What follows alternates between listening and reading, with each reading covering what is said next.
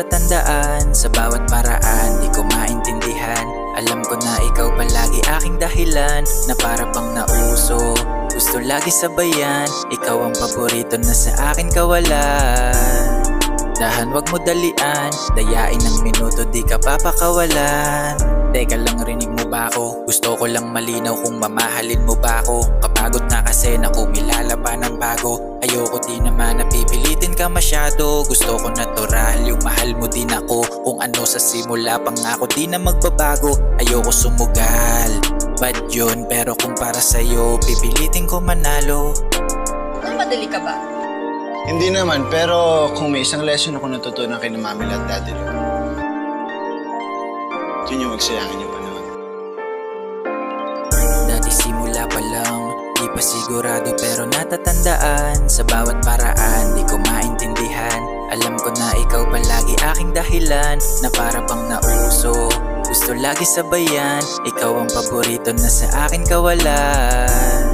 Dahan wag mo dalian, dayain ng minuto di ka papakawalan.